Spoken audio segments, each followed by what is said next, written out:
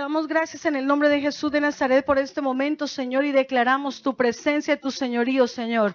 Yo declaro, Señor, que la palabra es espada que penetra, Señor. Padre, limpia los aires de este lugar. Declaramos el poder de tu sangre, el poder de tu nombre, Señor, mi Dios amado, que limpia este lugar, Señor. Cualquier distracción se va y declaramos y decretamos tu gloria, Señor. Gracias, mi Dios amado. Me pongo, Señor, mi Dios, bajo tu cobertura, Señor. Me alineo, Señor, a ti, Padre, Hijo, Espíritu Santo, y declaramos que tú eres quien vivificas la palabra en el nombre glorioso y poderoso de Yeshua HaMashiach, Jesucristo el Mesías, el Hijo del Dios Altísimo. Amén. Muy bien, quiero que vamos un momento a la palabra del Señor, pero antes quiero decirle que estamos en una generación donde Dios nos lleva a discernir los tiempos. Amén. Y como ustedes mismos recuerdan, la palabra profética más exacta es la Biblia.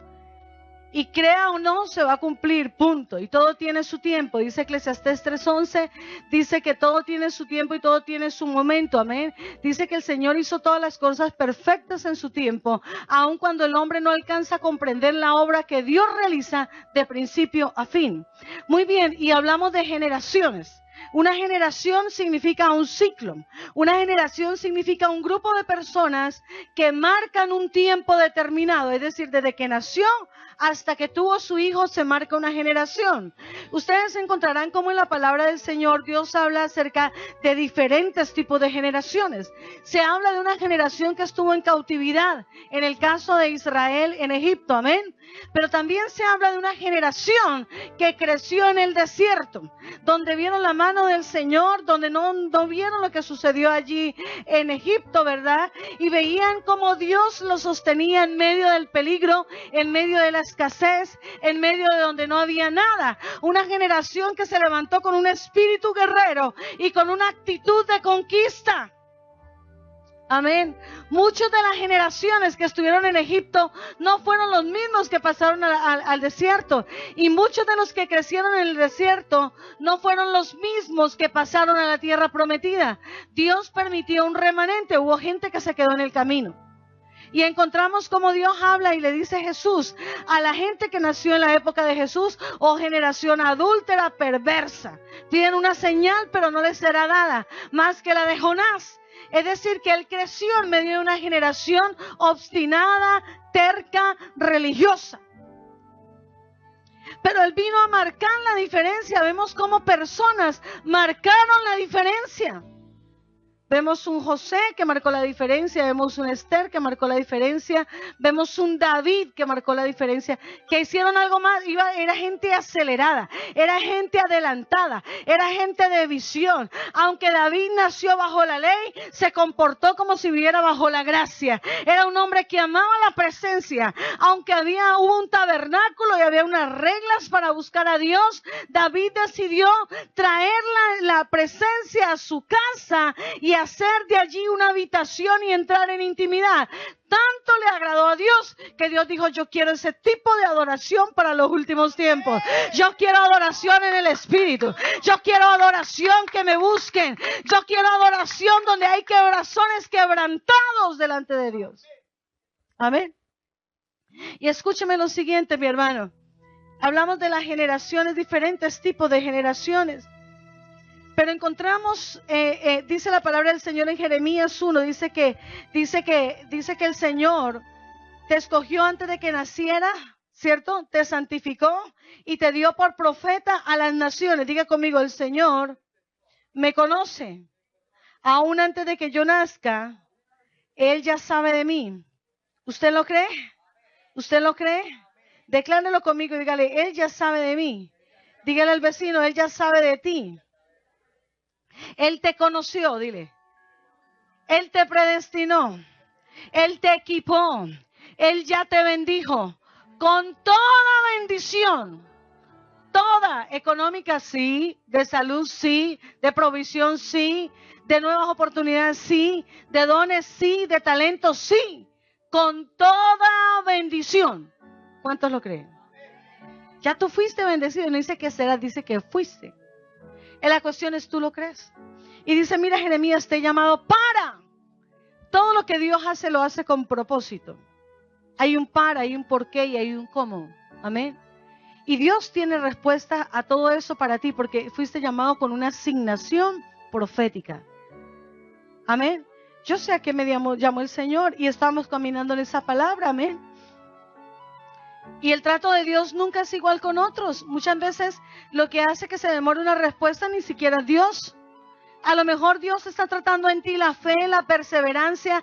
Hubo cosas muchas que Jesús quiso hacer, pero que no hizo en su pueblo porque no creyeron. Y no creer es pecado. Amén. Pero todo aquel que cree lo que Dios le habla, dice que y camina en la palabra. 1 Timoteo 1:18 dice: Timoteo, hijo mío, quiero que apoyado en las palabras proféticas que te di, pelees la buena batalla de la fe. Es decir, que va a haber una batalla de la fe que tienes que ganar. Porque lo primero que quiere el enemigo es hacerte creer que eso, que la vida sigue igual. Pero esta mañana nos levantamos a interceder a las 5 de la mañana. Y yo estaba orando y cuando ellas son testigas que estábamos orando y de pronto empecé a reprender el espíritu de Persia que retiene la bendición. La profeta no nos escuchó, ya se estaba bañando. Y cuando veníamos de camino me dice: pastor, hay que reprender el espíritu de Persia que está reteniendo bendiciones. Ustedes han sido ministrados, ustedes han sido empoderados. A ustedes Dios les ha hablado a través de muchas personas. Pero hay, ¿sabe qué? Respuestas retenidas en los aires. Oiga, y yo creo, ¿cuántos de ustedes aquí oran 3 veces al día? ¿Cuántos de ustedes aquí no comen con las cosas del mundo ni se contaminan? Ni siquiera a un restaurante chino van, porque dice que Daniel no iba donde había cosas sacrificadas a los ídolos. Y usted entra a un restaurante chino y lo primero que ve es a Buda ahí en la puerta. David no entraba ahí. ¿Hay alguien que supere a Daniel, perdón? ¿Hay alguien aquí sentado mejor que Daniel? Y sin embargo, a Daniel se le estaba reteniendo respuestas. Tuvo que entrar en ayuno, pero dice que cuando se propuso en su corazón obedecer a Dios, el problema es cuando la gente no quiere obedecer a Dios. Y la desobediencia es resistencia, es rebelión y retiene la bendición. Dios no va a bendecir a un rebelde. Dios bendice a un obediente. Y sabe una cosa, porque en la cruz del Calvario, Jesucristo de Nazaret quebrantó y clavó la desobediencia. Escúcheme bien. Dice que Satanás se rebeló contra Dios, pero dice que Jesús fue obediente hasta la muerte y muerte de cruz. Amén. Él quebrantó y clavó la desobediencia en la cruz. Por lo cual nosotros podemos quebrantar esa desobediencia y romperla. ¿Y sabe qué puede ser desobediencia? El que Dios te diga que hagas algo y no lo haces. Alguien te dio una palabra profética y sencillamente el Señor le dijo: ¿y para qué quieres una si la última que te dije no haces caso? Entonces, la cuestión es, ¿qué tanto le obedeces a Dios? Si Dios te está llamando a orar, ¿por qué te demoras? Si Dios te está llamando a ayunar, ¿por qué te demoras? Si Dios te está llamando a que te subas a un lugar y proclame, ¿por qué te demoras? Simplemente Dios te quiere bendecir. Te quiere bendecir. Él pudiera hacer las cosas ya, pero cuando nos da oportunidades es porque Él quiere bendecirnos. Amén. Entonces yo quiero compartirle la palabra de alguien que me impacta en la palabra del Señor, y fue una persona que Dios tocó. Y en esta generación, escúcheme bien, ¿cuántos de ustedes han escuchado que se levanta nación contra nación, reino contra reino, guerra, rumores de guerra? ¿Están viendo eso? Estamos en los últimos tiempos y Jesús viene pronto. El amor de muchos se enfría. ¿Ha visto eso? Muchos han dejado de congregarse. Ellos mismos se ministran, se tiran al piso y se recogen la ofrenda solitos. Eso es señal de los últimos tiempos. ¿Sabe qué? Que se levante gente, aún predicadores orgullosos, jactanciosos, amadores de sí mismos, arrogantes. ¿Están viendo eso? Gobernantes que no temen a Dios. ¿Cuántos de ustedes escucharon que por primera vez los Estados Unidos se levantó de frente contra Israel y se unió con 8 naciones más, 7 naciones más, para levantar un tratado de paz y seguridad? ¿Qué dice Dios? Que cuando en el mundo se hable paz y seguridad, ¿qué pasa? Usted sabe que hubo 4 lunas rojas, 2 el año pasado, una durante la Pascua, la otra durante los tabernáculos, la otra fue ahorita en la Pascua anterior, que fue para la época de Semana Santa, y viene la de septiembre. Y siempre que hubo una luna roja, marcó la salida de Egipto, marcó la ida a Babilonia, marcó la restauración de Israel, marcó la dispersión de Israel, marcó la Inquisición, marcó el Holocausto, marcó la restauración de la nación de Israel y la guerra de los 6 días. ¿Y cómo le parece que ahorita van 3 y nos faltan la otra? Y le aseguro que Dios va a marcar, a poner una señal en los cielos y en la tierra, donde los tiempos se aceleran. Por eso usted es la generación que está viendo con aceleración el cumplimiento de los tiempos proféticos. Por eso con aceleración usted verá cómo la palabra de Dios se cumple, sí, porque sí, punto. ¿Por qué vinieron las pastoras? Porque desde mañana nos vamos a reunir los pastores a orar por Israel. Una de las señales será que se cumple Mateo 24, se cumple las señales de los últimos tiempos. Es más, para no ir muy lejos, váyase, por ejemplo, usted a leer Apocalipsis hasta el 4:5, capítulo 6. Dice que entonces vio un rollo y que el que abrió los sellos, dice que se abrió el primer sello y hubo un caballo blanco y el que se llamaba, dice, llevaba una corona, salió como vencedor para seguir venciendo y llevaba una espada. Esa marcó la venida del Señor. Segundo sello, dice que hubo un caballo rojo y que vino guerra sobre la tierra. Nunca se hablaba hablado de guerra hasta la Primera y Segunda Guerra Mundial. Miren el largo tiempo entre un sello y otro. Luego se abre el otro y viene un caballo negro y vino destrucción, problemas en la economía. ¿Cuántos recuerdan que el último problema que se levantó en la economía tuvo que ver en los Estados Unidos de América? Y saben una cosa, a través del 9/11 y que repercutió para toda Latinoamérica. Hace tan solo 3 meses vengo de Europa y hay crisis en Europa a causa de lo que Dios tocó aquí, en esta ciudad, en esta nación. Y luego dice que un jinete amarillo. ¿Cuántos de ustedes vieron el jinete amarillo que se grabó por la BBC en directo en un noticiero cuando empezó la primavera árabe en Egipto? ¿Alguien lo vio? Y dice que el jinete amarillo, dice el caballo amarillo, y que el jinete se llamaba Muerte y el infierno y el Hades los seguía. ¿Cómo le parece que empezaron a haber gobernantes que fueron derrocados en Medio Oriente? Y se fortaleció Hamas, se fortaleció Hezbollah, se fortaleció también, apareció ISIS, Boko Haram. Oiga, muerte y destrucción. Y la diferencia no es mucha. Y no acaba de pasar eso, que fue tan solo hace 4 años. Usted lo puede ver en internet, en un medio pagano y mundano como es un noticiero, que no creen en el Señor, como para que no digan que fue que los cristianos lo manipularon, ¿verdad? Gloria a Dios por eso. Y le quiero decir lo siguiente. Y dice que luego se abrió el otro sello y se escuchó el clamor en el cielo de gente que decía, ¿hasta cuándo, Señor, vas a vengar la muerte de los que han dado la vida? Dice el Señor que hasta que se cumpla el número que habrían de ser decapitados por creer en el nombre del Señor. ¿Cómo está matando ISIS la gente? ¿Cómo la está matando? Decapitada, ¿verdad? ¿Será que estamos en los últimos tiempos? ¿Usted qué cree? Y la iglesia le está quitando a Dios la mancha, la arruga y la imperfección. ¿Por qué ella y yo venimos acá? Y la hermana viene de Aruba, ¿por qué? Y nos vamos a reunir con los pastores a orar por esta nación y por Israel. Porque Dios dijo que restauraría a Israel de todas las naciones donde un día fueron dispersados.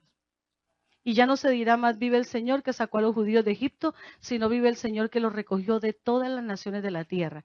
Yo los conocí a ustedes cuando yo venía de Israel y no había empezado la Lilla en Latinoamérica. Y empezó primeramente en el norte de Rusia, luego en África, luego empezó en Latinoamérica.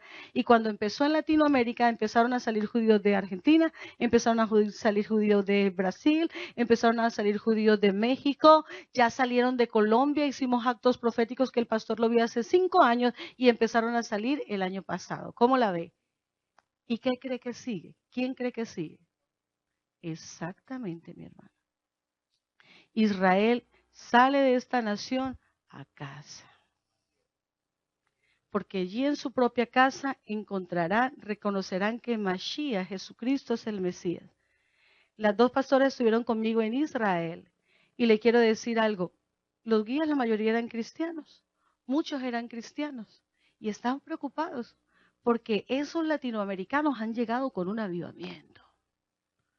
Y nosotros simplemente oramos, pastora, ¿sí o no? Hubo sanidades, hubo milagros, ellas 2 son testigas Y simplemente tuvimos un poquito, porque ni siquiera predicamos, pero ustedes conocieron al pastor Eduardo Joseph. Y le quiero decir algo, fue tan poquito y la presencia de Dios fue tan especial que aquí se siente mucho más.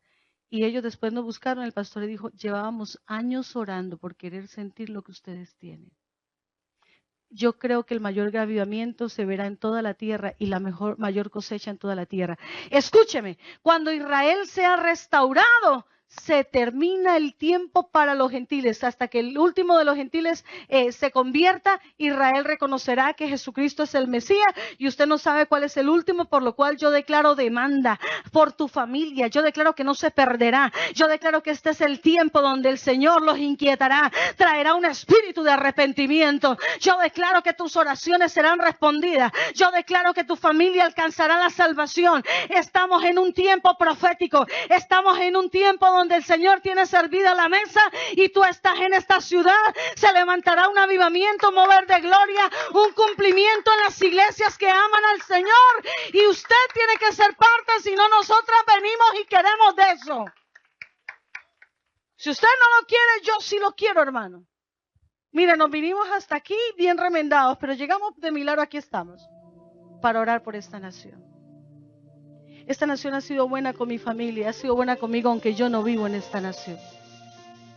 Yo tengo mis papeles en un proceso de inmigración. Cuando el Señor quiera, vendremos. Hay una promesa también. Mientras tanto, ¿cuál es el mejor lugar para estar? Pregúntale al vecino, ¿tú sabes cuál es el mejor lugar para estar? Usted sabe que no es ni Colombia, ni México, ni nada, porque Dios me dijo que en los últimos años viviría en las naciones, y he vivido en las naciones en los últimos años. El mejor lugar para vivir, ¿cuál es? ¿Usted cuál cree? Yo le digo algo, el centro de la voluntad de Dios, ese es el mejor lugar. Y el centro de la voluntad de Dios en su presencia. Muy bien, vámonos rápido. Entonces, Dios está levantando una generación que le crea. Una generación que, ¿sabe qué? Que vaya en contra de lo que se está viendo en el mundo. Vaya en contra. Ahorita estábamos desayunando y un cura católico haciendo un servicio al estilo cristiano para ganarse adeptos, por favor. ¿Sabe qué? Ministros predicando el ecumenismo. Y muchos, ay, que llegó Francisco. ¿Cuál Francisco, hermano? Usted tiene la palabra, usted es un hijo de Dios. Francisco que sigue con sus mentiras, pero usted sigue con su palabra, la palabra del Señor. Amén. Amén. Se necesita cristianos que marquen diferencia. Y le quiero decir algo, una generación que porta la presencia del Señor. Vámonos rápido, le voy a enseñar lo siguiente. Primera de Samuel 15:23. Porque como pecado de adivinación es la rebelión, y como ídolos e idolatría la obstinación. ¿Por qué no recibes bendición? Porque aún eres terco y obstinado. Échele un ojito al ojo del vecino y dígale, ¿eres terca, mi querida hermanita? ¿Tú eres terco? ¿Usted qué cree? ¿Qué le dice ese discernimiento? Mientras sigas terco y mientras sigas obstinado, para Dios, una persona terca, que Dios le dice, haga esto y no le da la gana, es igual que un brujo. Podemos arrancar la hoja, pero le aseguro que es la verdad, porque yo le creo a Dios. Y el pastor le dice, hermano, vaya por consejería, sanidad interior, liberación. No, es que yo opino así. Venga, haga tal cosa. No, pastor, es que es así, pastor. Aquí digo que la pastora me va a decir, es así. Mire, cuando Dios pone dos personas aquí a pastorear, fue porque los escogió desde la eternidad, porque había un diseño de Dios y ¿sabe qué? Un pueblo como ustedes. Muy bien, vámonos rapidito a la palabra del Señor y escriba. Romanos capítulo 12, versículo 3. Digo pues, por la gracia que me es dada, que cada cual de entre vosotros no tenga más alto concepto de sí mismo que el que debe tener. ¿Por qué la gente es terca? ¿Y por qué la gente no se compromete? Usted nunca edifica una obra con gente que no se compromete. ¿Con quién se edifica? Con los comprometidos. Y yo le quiero decir algo. Y mire, dice, ¿por qué la gente es terca? Porque muy en el corazón tiene un concepto de, uy, yo cómo sé, mamacita, si soy inteligente. ¿Sí o no? Muy en el corazón hay un tintecito de orgullo. Y eso es lo que lo hace ser que lo que usted diga tiene razón. Podrán llorarle en 3 tonos. Usted no da el brazo a torcer. No. Y entonces le quiero decir lo siguiente. Vámonos rápido. dice la palabra del Señor. En primera de Timoteo 5, 21, 22, Dios y Jesucristo, a todos los ángeles que ha elegido, que están escuchando lo que voy a decir. Obedece todo lo que te he ordenado hacer y sé justo con todos sin tener favoritismos. Antes de nombrar a alguien para el servicio de Dios, piénsalo muy bien. Porque si esa persona hace algo malo, tú serás también responsable de lo que haga. En otra palabra, fiador. Pastor, nómbreme pastor. ¿Usted cree que usted se va a volver fiador de alguien que no ha sido probado y todavía tiene orgullo? Olvídese. No podemos ser fiadores de alguien que no ha sido probado. Dios es un Dios de procesos. Y le quiero decir algo, ¿a quién procesa Dios? Vámonos para mirar un ejemplo de alguien que Dios procesó. Encontramos, ¿cómo hacemos para saber si alguien tiene un llamado, cierto? Pero hay gente que, por ejemplo, quiere ser líder o ministrar o algo, pero no quiere ir a la intercesión en la mañana o tener una casa de paz y de oración, ¿verdad? Mire, Romanos 9, versículo 16 dice, por tanto, la elección no depende ni del deseo ni del esfuerzo humano, sino de la misericordia de Dios. ¿Depende de quién? Usted sabe que por mucho que nos hubiéramos esforzado, Dios no dependía de nosotros ser pastores. ¿Sabe de quién dependió que sus pastores fueran pastores y nosotros también? Del deseo de Dios. Él lo quiso. Y nos llamó de manera diferentes. ¿Y sabe qué? Nos encontró. Él nos escogió, ni siquiera nosotros a Él. Dice, yo los escogí a ustedes y los comisioné para que vayan y lleven fruto. Encontremos que dice en Hechos 5:16. Encontramos que el Señor tiene un encuentro con Pablo de Tarso. Y le dice, ve, insistió el Señor. Porque este hombre me es instrumento escogido para dar a conocer mi nombre, tanto a las naciones, a sus reyes, como al pueblo de Israel. Pablo de Tarso, ¿quién era? Pablo de Tarso era alguien judío, de la tribu de Benjamín, aplicaba la ley, fariseo, tenía ciudadanía romana, sangre judía, de muy chiquitico tuvo maestros, fue criado y entrenado con Gamaliel y sin embargo no conoció a Jesús, pero persiguió a Jesús. Hay gente que persigue al Señor porque no lo conoce. Y dice que él iba con carta de extradición, es decir, que era un hombre de influencia. Iba a matar a los cristianos.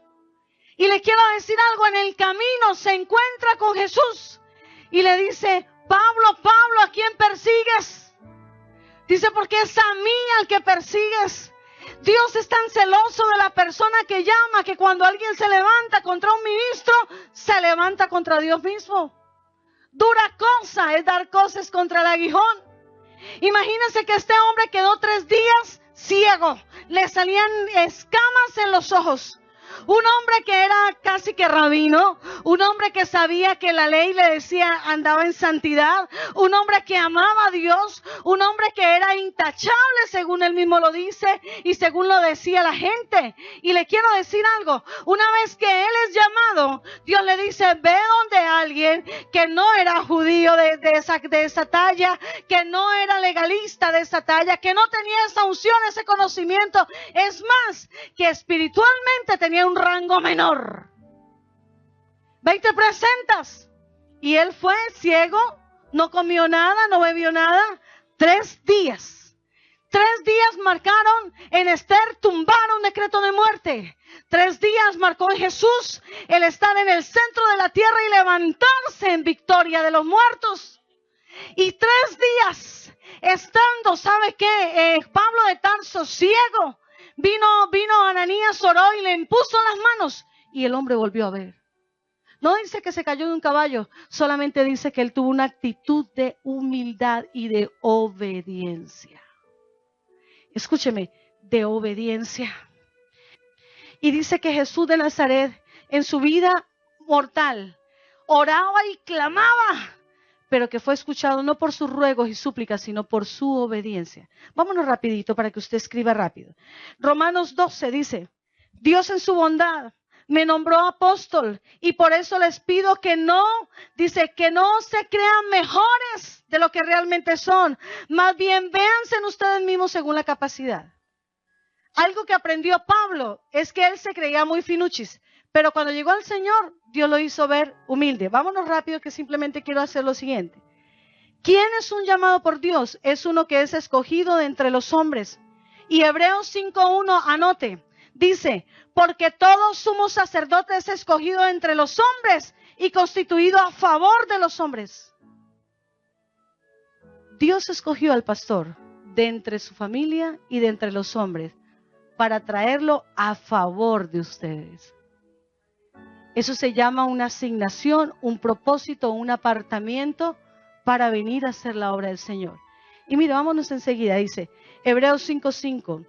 De la misma manera Cristo no se nombró sumo sacerdote a sí mismo, sino que Dios le dio ese honor, pues fue quien le dijo, tú eres mi hijo, yo te he engendrado. Dios te prepara, te aparta, te prueba, te aprueba, como dice la pastora Gina, y te promueve. Probación. ¿Alguno ha sido probado? Luego viene la aprobación y después la promoción. ¿Y por qué, pastor, usted me está diciendo algo de esto? Yo le voy a decir algo. Esta iglesia tiene una característica. Y yo se lo he dicho al pastor. Aquí le llega gente con ministerio y llamamiento porque esta es una casa que tiene una unción apostólica.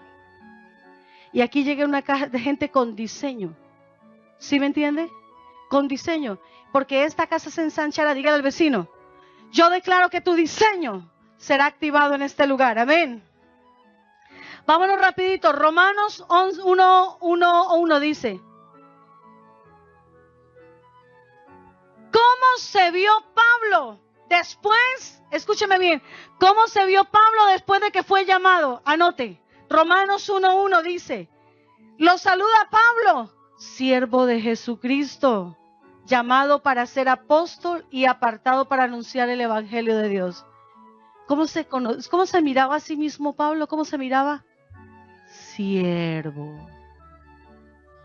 Siervo. Jesús vino no a que le sirvieran, sino a servir. Ustedes de aquí se levantarán profetas, de aquí se levantarán pastores y maestros. Y sabe una cosa, pero el Señor empieza por aprobar tu corazón, primero en obediencia, en compromiso y en actitud. Y dice, siervo, siervo. Aunque Dios le dijo que era apóstol, él no empezó como apóstol. Él empezó como siervo. Voy a cuidar la puerta, voy a correr la silla, voy a ser el primero que llego, voy a servir. Usted es lo que hace, el médico es médico, la maestra enseña y el siervo sirve. Amén. Usted puede decir que usted es cristiano, pero si no vive como Cristo no lo es. Al menos eso dice la palabra. Pero usted puede decir yo soy cristiano porque vivo como mi Señor vivió. Y entonces el diablo dice, ahí viene esa vieja que siempre me rompe los planes. Escúchame bien. ¿Qué pasó primeramente? Pablo fue siervo. Y después de ser siervo, ¿qué pasa? Anote lo siguiente. Fue probado. Amén. Fue probado. Y mire lo que dice. Primera de Timoteo 3:10. Primero deben pasar por un periodo de prueba y después, si no hay nada contra ellos, podrán servir como diáconos. Oiga, ¿pasó de siervo a qué? A ujier. Y nunca se molestó. Siempre sirvió bien. Vamos más rapidito. Siervo si pasó a diácono. Cuarto, ¿qué más pasó con Pablo? Usted escucha lo siguiente, mire lo que dice. Hechos capítulo 13, versículo 1. Había entonces en la iglesia que estaba en Antioquía profetas, maestros. ¿Qué había? Habla de apóstoles y todo lo demás. ¿Qué había? Y mire cómo lo nombra, mire lo que dice. Dice lo siguiente. Simón, que se llamaba Níger, Lucio de Cirene, Manaén, que se había criado junto con Herodes, el tetrarca, y Saulo. Oiga, si Saulo fuera importante, lo hubiera nombrado primero. ¿De qué puesto lo nombró? ¿Cómo le parece? Y dice que él era maestro. Ay, pastora, ¿y usted por qué me va a mandar a enseñar a los niños? Deje que Dios está haciendo el proceso. Usted vaya y enseñe y dé lo mejor. De siervo, cuida la puerta, a diácono, ¿cierto? De diácono a maestro. ¿Y sabe qué? Pablo empezó a sentir pasión por escuchar la palabra, pasión por escudriñarla. A todo el mundo le hablaba del Señor. El tipo se encerró, empezó a leer lo que tenía porque se lo aprendía de memoria, como rabino lo conocía. Pero este hombre que quería más, fue tocado por el Espíritu Santo de Dios. Y entonces empezaba en el día, y entonces él dice, ay Señor, yo estoy orando más lenguas que todos ellos.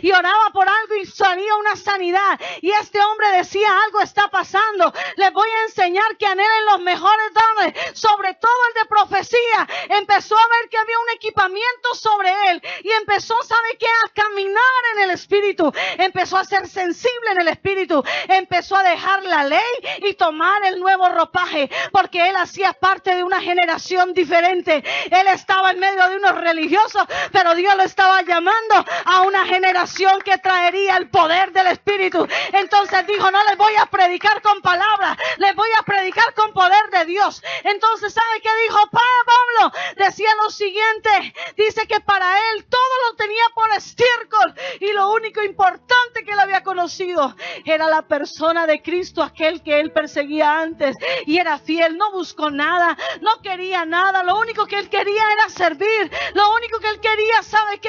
Era dar lo mejor. Y usted empieza a leer las cartas y dice, siempre doy gracias a Dios que me llamó para servirle, y doy gracias por ustedes cada vez que me acuerdo en mis oraciones. Era un hombre que empezó a sentirse agradecido, empezó a ver lo que Dios había hecho. Después de perseguidor, Dios lo estaba mudando, transformando, cambiando, lo puso de menos y lo estaba llevando a más, porque este es el tiempo en que Dios te lleva de menos a más, de gloria en gloria, de victoria en victoria. Y tenía un corazón obediente.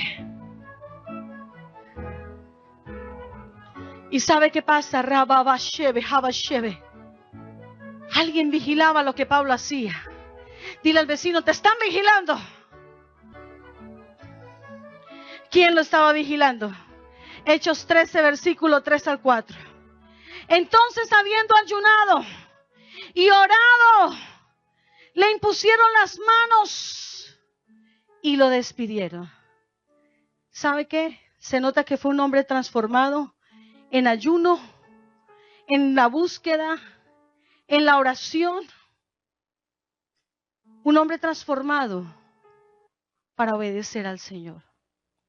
Y escúcheme bien, léalo bien ahí donde está. ¿Qué más dice? Y entonces, habiendo ayunado y orado, le impusieron las manos y lo despidieron. Ellos entonces, enviados por el Espíritu Santo, descendieron. Siempre hay alguien que mira tu servicio en el templo. Fue aquel que vino y no se ha ido. Aquel que está preparando la novia. Aquel que me recuerda la palabra. Aquel que tocó la vida a Pablo. Pablo se preocupaba por cumplir la ley. Y él le mostró que la fe. Y entonces escribió, somos salvos por fe, por gracia, por creer en Cristo. Y todo el conocimiento, todo lo que tenía, dijo, me propongo no saber nada sino a Cristo. Y empezó a orar en el Espíritu, a humillarse. La promoción viene. Y fue promovido como apóstol del Señor.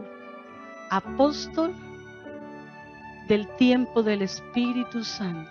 Apóstol de Jesucristo, llamado a una generación a hacer un rompimiento. Y escúchame, pastor, usted ha pasado el proceso. Ustedes llegaron a la iglesia no buscando llegar a los mejores barrios de Nueva York. Ustedes sirvieron cuidando las puertas.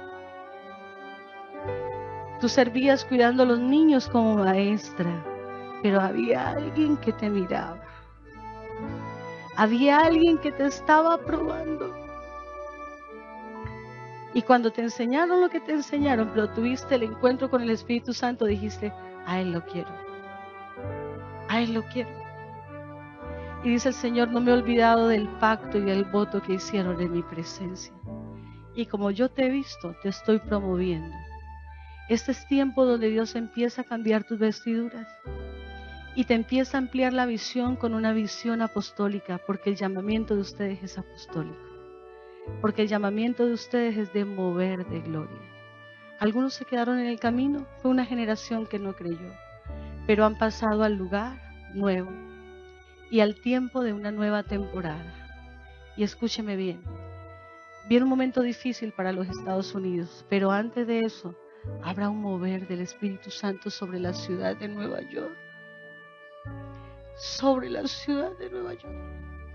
Y muchas promesas que estuvieron retenidas por tiempo serán liberadas en este tiempo por el poder del Espíritu. Porque dice el Señor, yo soy columna de fuego alrededor tuyo y dentro tuyo, valle de Sitín, soy tu gloria.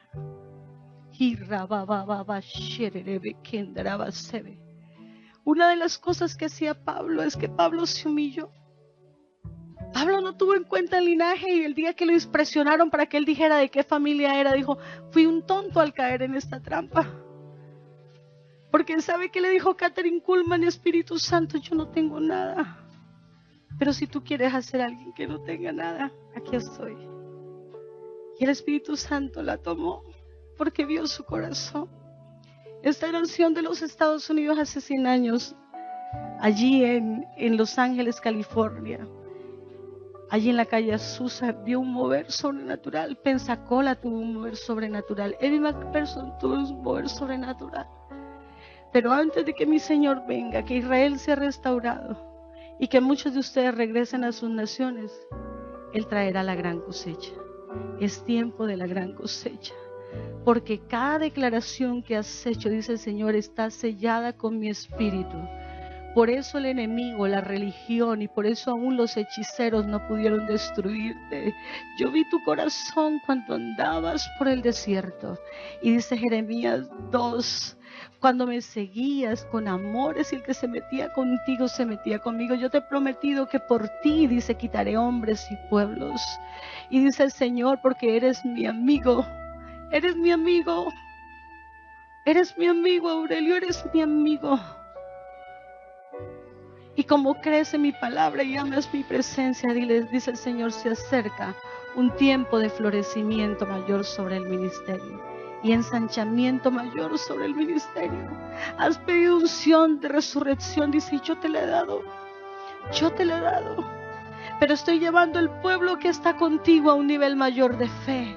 Lo estoy llevando a un nivel mayor de quebrantamiento y obediencia porque tú has sido obediente. Pero quiero que el pueblo me obedezca aún más y van a ver mi gloria de una manera sobrenatural y mayor. Y cuando usted lee la Biblia encuentra lo siguiente. Encuentra lo siguiente. Levanta las manos y dile, Espíritu Santo, te amamos. ¿Sabe qué encuentra cuando usted lee la palabra de Dios? Que cada una de esas cartas que escribió Pablo, mira cuántas cartas escribió Pedro, cuántas escribió Felipe, cuántas, ninguna. ¿Y cuántas escribió Pablo de Tarso? Y le cambió el nombre. Y dice el Señor, y te he cambiado el nombre, eres mi favorecido, eres mi favorecida y eres mi profeta, eres mi profeta. Porque irrevocables son los dones, irrevocables son el llamamiento. Dice, mira la casa, esta es una casa profética. Porque antes de la venida, dice el Señor, antes de la venida de mi Hijo, yo restauro el ministerio profético. Yo te he llamado para levantar un ministerio profético en esta ciudad. Yo te he llamado para levantar un ministerio, una escuela profética. Mira la casa, han hecho decretos, dice el Señor, que están registrados en mi presencia. Registrados en mi presencia. Ustedes son una casa de fe, una casa sobrenatural y una casa profética. Y la gloria de la casa postrera será mayor que la primera. Levanta las manos. una de las cosas que ustedes empiezan un mes de acción de gracias. Y le quiero decir algo que caracteriza a la generación de este último tiempo, es que muchos en el mundo son malagradecidos, pero Dios les ha traído acá para que usted sea agradecido, para que usted sea agradecido. Por eso dice, entren por sus puertas con acción de gracias. En la acción de gracias, diga conmigo, gracias. Es cuando usted reconoce que recibió algo bueno y entonces le dice, Dios, gracias. ¿Por qué la gente no da gracias? Por la cultura. ¿Por qué la gente no da gracias? Porque piensa que es una obligación de Dios. ¿Por qué la gente no da gracias? Porque el corazón se ha endurecido. Y dice el Señor que el que comprendió la llave, pastor, de la acción de gracias, su vida fue transformada. Y le voy a dar los siguientes ejemplos. Y Ramakendereme, y levanta las manos y diga conmigo, Señor, gracias. Diga, Señor, gracias. Diga, Señor, gracias. Hay algo por qué darle gracias. Señor, te damos gracias. Dile, Señor, gracias, gracias, gracias, gracias, gracias. ¿Sabe por qué la gente no da gracias? Porque hay una raíz de orgullo. Que yo declaro que en países de Colombia, como Colombia, Venezuela, Argentina, se arranca esa raíz de orgullo. Y escúchame bien, una mala cultura, una mala educación familiar, una dureza de corazón, la ingratitud lleva a la ceguera espiritual. ¿Y sabe qué hacía Pablo? Yo no merezco lo que Dios me está dando. ¿Cómo no darte gracias? ¿Cómo no darte gracias? Óigame, ¿sabe por qué la gente no da gracias? Porque no ha perdonado. Y cuando tiene heridas en el corazón le cuesta decir gracias. Dele un dulce a su niño, consiéntalo y te va a decir gracias. Dios quiere que vuelvas a ese corazón de niño. Si a lo mejor te hirieron y te cuesta dar gracias, si a lo mejor confiaste en alguien que sabe qué, que te defraudó, perdónalo, porque este tiempo de dar gracias. Dice la palabra del Señor que habían 10 leprosos y cuando el Señor los sana, dice que al verse sano uno de ellos, dice, regresó alabando a Dios y dando voces de júbilo. A mí me gusta ver cómo danza el pastor. Él danza diferente a los otros pastores. Tiene como un pasito con el. Y a mí me gusta ver que él se pone como. Yo trataba de chequearlo. Pero ¿sabe qué veo cuando usted danza? Que usted es un niño. Cuando alguien es agradecido, lo primero que manifiesta es gozo y danza, como lo hacía David. Aunque los otros no entendieran, él sabía por qué tenía que darle gracias. Y mire una cosa, dice el Señor, ¿y dónde están los otros 9? Dice, solamente uno regresó y fue el extranjero. Hay mucho pueblo americano que se ha endurecido y familiarizado con el Señor y hoy son contemplativos con el mundo, pero Dios trajo un pueblo latino, un extranjero que levantará un altar y dará gracias en esta ciudad, en esta nación, y la mano de Dios se moverá en el agradecido. Ya voy a terminar, Rama Mamasheve. No darle gracias a Dios es pecado. Romanos 12 dice lo siguiente, que por 1:21 dice que como no consideraron a Dios ni le dieron gracias, Dios los desechó a sus perversiones sexuales. El malagradecido termina cayendo en pecados sexuales. Pero escúcheme bien, ¿qué pasa con el agradecimiento? Levanta las manos y dile, yo tomo la llave. Diga, yo tomo la llave de dar gracias. Y en este mes declaro que esa llave se activa para mí. Esa llave se activa para mí. Se activa para mí. Se activa para mí. Génesis 30:30. Rápido. Dice, lo que tenías antes de mi venida era muy poco y se ha multiplicado enormemente. Gracias a mi Señor que me ha bendecido, ahora quiero hacer algo por mi familia. ¿Cuántos de ustedes llegaron aquí sin nada? El que te ha multiplicado es Dios y Dios quiere que tú bendigas tu familia. No te sientas mal si puedes bendecir a tu familia. Génesis 30:30 dice, te traje sin nada y te estoy bendiciendo Gracias a mí, ahora bendice tu familia. Ahora bendice tu familia. Bendice tu familia.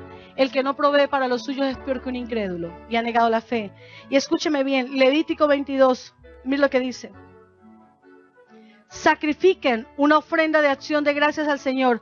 Hágalo de tal modo que sea aceptada. Si usted toma el reto que hizo el pastor de dar gracias, Dios lo tomará como un sacrificio aceptable delante de su presencia. Y escúcheme bien. Levanta la mano y diga conmigo, llave. Llave, diga conmigo, llave. Salmo 100, versículo 4. La llave te abre la puerta de la casa de Dios. Entre por sus puertas con acción de gracias y por sus atrios con alabanza. Mateo 15, 36. Diga, la acción de gracias, anote 2. Es una llave de multiplicación. ¿Por qué, pastora? Mateo 15, 36. Tomando los 7 panes y los pescados, dio gracias, los partió y se los fue dando a los discípulos. ¿Y qué pasó con los panes? ¿Qué pasó con los panes? ¿Y qué pasó con los peces? Y alcanzaron para todos y sobró. Levanta la mano y dile, Señor, yo te voy a dar gracias por todo lo que me has dado. Con acción de gracias. Aun si tengo poco, te daré gracias por lo que tengo. Porque algo hay que multiplicarás. Algo hay que multiplicarás. Padre, yo presento el remanente de esta casa y declaro que al levantarse en estos días los altares de adoración, serán multiplicados el pan. Habrá palabra en abundancia para esta y otras generaciones y serán multiplicados los peces. Porque el Señor les ha llamado a ser pescadores de hombres. A ser pescadores de hombres. Se multiplican los peces y se multiplica la palabra revelada y la provisión en esta casa. Amén. Levanta la mano y diga conmigo, llave. ¿Sabe qué más trae la llave? De resurrección. Juan 11, 41. Entonces quitaron la piedra. Jesús, alzando la vista, dijo, Padre, te doy gracias porque siempre me has escuchado. Había un muerto que era Lázaro. Estaba podrido. Pero ¿qué hizo Jesús? Dio gracias porque siempre me oye. ¿Y qué pasó con el muerto? Yo declaro en el nombre de Jesús que en estos días que ustedes levantan el altar de acción de gracia, lo que el diablo quiso matar cobra vida. Yo declaro que toman vida esos papeles en inmigración. Yo declaro que toman vida esas semillas que usted ha sembrado. Yo declaro que toman vida, Rababa, Quererebe, Canda, esa palabra profética que se te ha dado el espíritu retenedor de Nueva York, la suelta. Porque declaro en el nombre de Jesús que la acción de gracia es un golpe contra Satanás. Le aplastará su cochina cabeza, pero vendrán respuestas sobrenaturales en tu vida, en tu casa y en tu familia. Yo declaro la unción de resurrección es multiplicada